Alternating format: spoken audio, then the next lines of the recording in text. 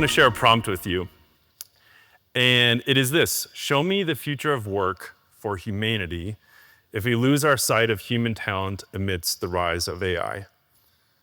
Now, you probably are starting to generate a picture in your mind of what that looks like. Well, I'm going to pause and I'll free you from trying to figure that out. And this is actually a prompt that I put into multiple large language models to ask AI itself, what would the future look like? And let's take a little journey. Here's what ChatGPT has to say. Clearly, the gentleman there probably feels quite obsolete, out of a job. Here's what Gemini has. I just like the little extra twist at the top. If you can read it, says human potential redundant. Interesting take, Gemini. And earlier you heard Jeff Heenan talk about these AI overlords. Keep that in mind, as this is what Elon Musk in XAI thinks the future could look like. We've got like these robot arms. Apparently none of us are allowed to have hair in the future. And I don't know what those giant arms are doing. Like if you don't do your job, do they like come pluck you and like take you somewhere? So let's try to turn it in a slightly better direction. This is Claude. I think on the right, if at least, maybe they just look confused. Like what exactly are we doing with work? So if you're like me, you might be wondering this question of how do we use AI without losing our sense of humanity? That's a question I want to explore together in the next few minutes.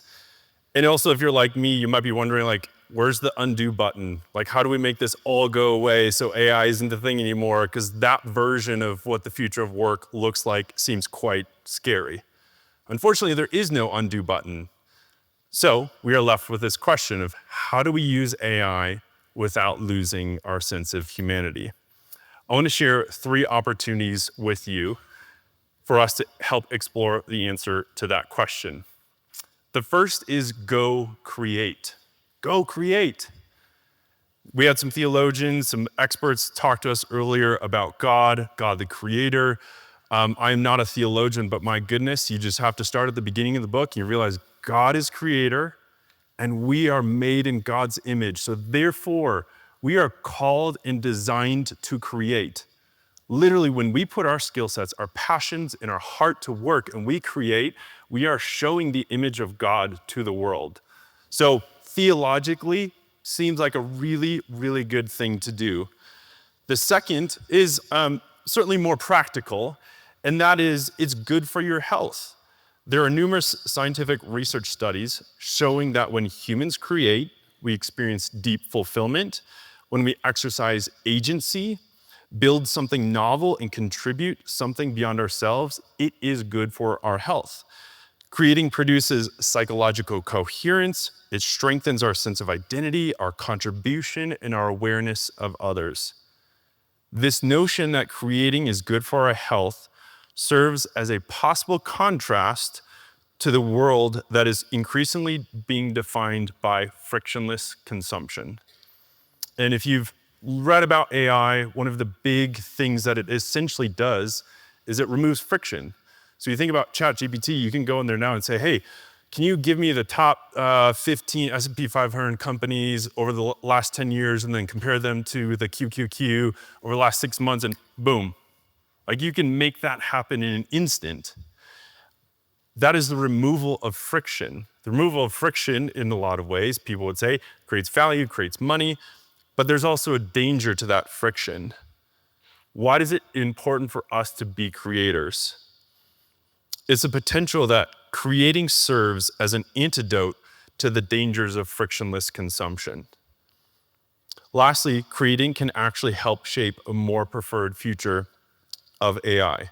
To understand what that means, it's a pretty simple diagram. We have to realize how most technology actually works. And it's this, it's an input, a synthesis, and an output. Give you an example. We're all here. Some of us are gonna go to the airport later, so we're gonna grab our phones. We're gonna say, take me to the Denver airport. That's the input. My phone will do a quick synthesis. We'll say, we'll go, here's 3 options. You can avoid tolls if you go this way. And then that's the output. And I say, great, take me there.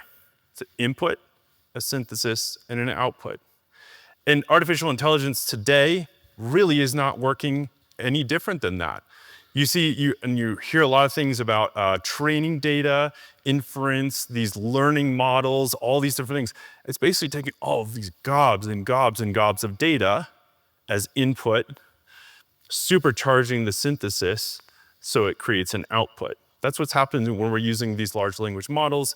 And so why that is important is because I think of my grandmother. My grandmother never used artificial intelligence, but she had a great word of wisdom. She said, Matt, garbage in, garbage out. You put good in, you'll get good out. And I think my grandmother has a lot of wisdom to offer to us. Because you see, as creators, what we create becomes the input, becomes the synthesis, and it helps shape the output. A really quick story, an example of this, I love this. If you've followed any of the human flourishing work that Harvard has done over the last several years, I got a chance to meet with Dr. Kate Long. She was involved with it. This was about 2 years ago. She was like, Matt, we're really excited. We've got all this research, and then guess what we're gonna do with it?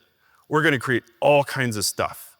And the reason we're creating all that kinds of stuff, like PR articles and podcasts, articles and books, and just flooding it as much as possible, because that all becomes input. So then when someone goes to ChatGPT and says like, how do I flourish?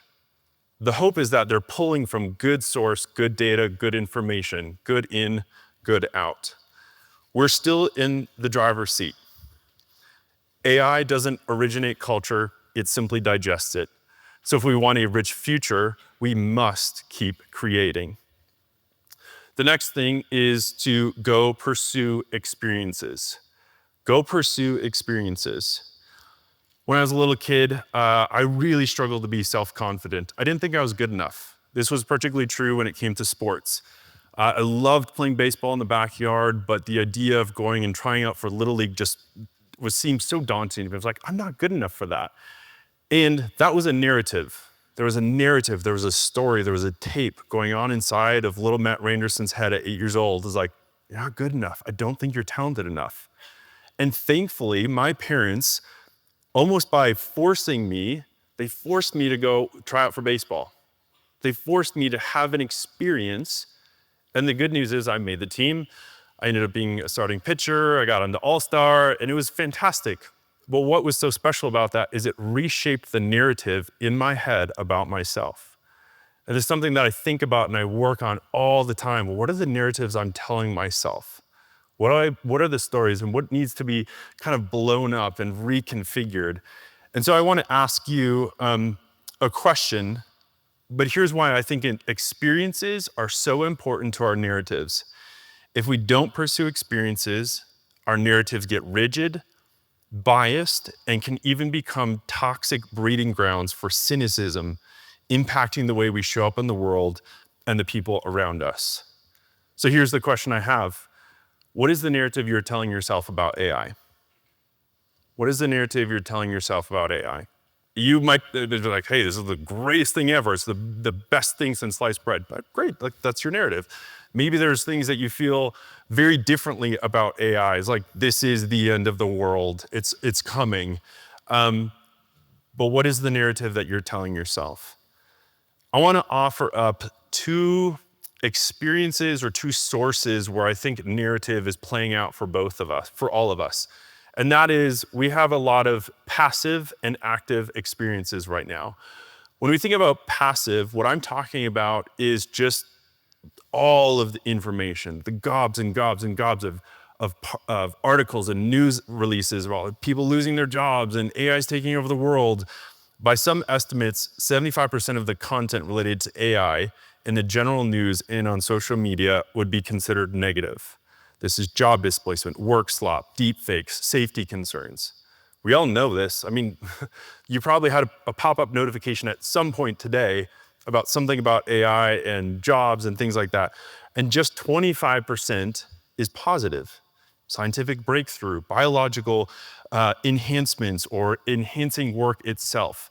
So we're in a pretty outsized algorithmic moment. Fear sells. Fear gets eyeballs. And so I want you to think about your narrative of AI. You have this world that we're all swimming in, inescapable of all this media and content. But I also want to challenge you, what are the active experiences that you need to go pursue? Maybe you've actually never used an LLM. Maybe you've never dove into AI. Go check it out. Go try it. Go actively pursue it. In the same way that I didn't want to go try out for baseball, go try AI. Go dive into what the potential of it is. Or maybe you just need to spend some time learning. You want to take a kind of learner's approach, and I want to process, and I want to synthesize, and I want to think about this for yourself. Great, go do that. Or perhaps you're like me a little bit, where you spend so much time in AI that you're like, I got to go analog. give me a pen and a piece of paper. Maybe you need to put that into your practice. I just need to get away from a screen. Experiences. They create proximity, they challenge our assumptions, and they help us modify narratives. We've all probably had this experience where you met a coworker, a brand new one, or a new neighbor, and you meet them and you walk away and you're like, wow, they're kind of mean, or they're kind of brash, or they don't seem very warm. Well, I would imagine that over time you got more proximity to that coworker, to that neighbor, and it challenged your assumption. You're like, oh, actually, they're really nice. Like, what was I thinking? It challenged your assumption that you initially believed about them because you got in proximity to them. And over time, it helps shape the narrative. It gives you a better version of the story you're telling yourself, maybe about your neighbor, your employees, your business, or even artificial intelligence. So go pursue experiences, get into proximity, allow it to challenge your assumptions, and help shape your narrative. And I want to be very, very clear.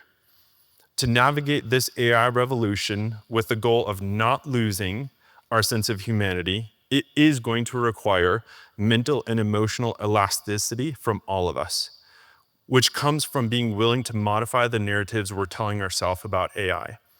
And I also want to be very clear. We can modify our narratives without abandoning our core beliefs and our core convictions. So whatever your personal core convictions, beliefs from a faith perspective, I am not asking you to abandon those whatsoever. You can hold on to those things, and we can also hold to the evolution and the modification of our narratives.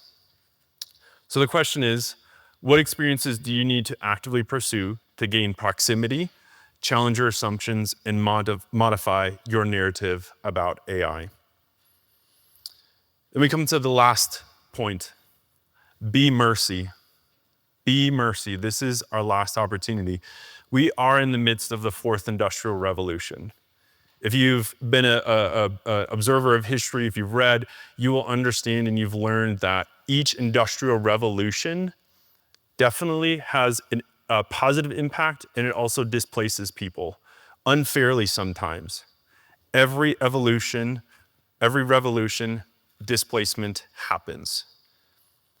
And so, when a revolution, such as the one we're in, touches intelligence, identity, and creates life-altering trajectories for entire population sets, our leadership cannot be neutral. We must be proactively administering love, compassion, and mercy. Consider a parent displaced by automation in the middle of their career, a student choosing a degree that rapidly is commoditized by AI, a first-generation college student whose industry is shrinking overnight. Who in your organization is most vulnerable to AI displacement? Are you creating a new development and training pathways for people? Who has no voice in your AI decisions, but they should? How are you measuring dignity, not just productivity? I want to offer up a call to action. I want to encourage you to spend time with your AI narrative. What are you telling yourself? Why? And what's at stake for you and the people you care about if that narrative never changes? What's at stake for you and the people you care about if that narrative of AI never changes? Do you remember the images that I showed you at the beginning? All the AI overlords, and we're all bald. Here's where I stand today.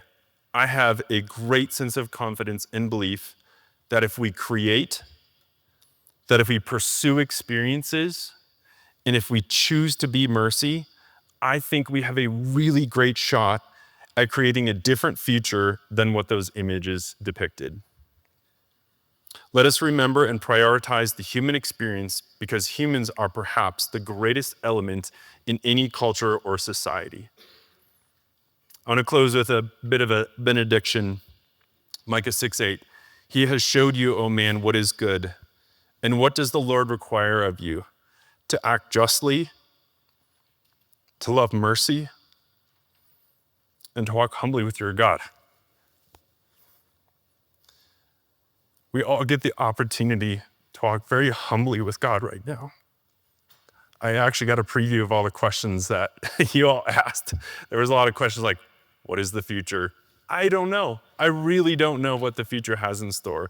All I know is I get the opportunity to walk humbly and sweetly with my God, who is my creator. And as I do that, I get to show love and mercy and pursue justice, because this is what the Lord has showed me. And so that is my hope and prayer for all of you as well in this great AI revolution.